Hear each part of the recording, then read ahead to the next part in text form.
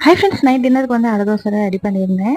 நான் வந்து சரியான ஹெட்டேக்கு, கோல்டு வேறு. அதனால ஆஃப்டர் நல்லா தூங்கியாச்சு. சரி 5 மணி ஆயிடுச்சு. இதுக்கு மேலே என்ன செய்யுதுன்னு பார்த்தா அடை தோசையே செஞ்சிடலாம். ஏன்னா 1 மணி நேரம் ஊறினா போதும், மாவு ரெடி ஆயிடும். இட்லிக்கு வேறு வந்து ரெடி பண்ணி வைக்கலன்னு சொல்லிட்டு எல்லா பருப்பும் சேர்த்து அப்படியே வந்து நான் கரெக்டாக ஒரு 1.25 மணி நேரம் ஊற வச்சேன். அவ்வளோதான், நல்லா ஊறிடுச்சு. அது அப்படியே அரைச்சிட வேண்டியதான். கூட தக்காளி சட்னி வச்சா சாப்பிட்றலாம்னு சொல்லிட்டு. இதில் வந்து கொஞ்சம் நைட் டைம்னால கொஞ்சம் டைஜஸ்ட் ஆகும்னு சொல்லிட்டு பூண்டு, இஞ்சி, அப்புறம் கருவேப்பிலை, முடிஞ்ச அளவுக்கு கொத்தமல்லி எல்லாத்தையும் சேர்த்துட்டேன். டைஜஸ்ட் ஆகிறதுக்கு அப்புறம் கொஞ்சம் பெருங்காயம் சேர்த்துட்டு உப்பும் சேர்த்துட்டு நல்லா வந்து அரைச்சி எடுத்துட்டேன். நம்ம தனியாக வந்து சாப்பிட்ணுன்னா கொஞ்சம் வெங்காயம் வதக்கி போட்டு சாப்பிட்லாம். இதுலேயே நம்ம எல்லாம் சேர்த்துட்டோம். தனியாக வேணால் வெங்காயம், அப்புறம் பச்சை மிளகா, கருவேப்பிலை, முருங்கைக்கீரை எல்லாம் போட்டு அப்படியே வதக்கிட்டு அப்படியே சேர்த்து சாப்பிட்லாம். எனக்கு வேறு ஹெட்டேக்கு, மாவு மிச்சமாக இருந்தால் காலையில் அப்படி செய்யுங்கன்னு சொல்லிட்டு தம்பி வேறு அப்படிலாம் போட்டால் சாப்பிட மாட்டான். அதனால இப்படியே செஞ்சாச்சு. கூட தக்காளி சட்னி வச்சுட்டு சாப்பிட்டாச்சு. நான் டின்னருக்கு தான் சாப்பிட்டேன்.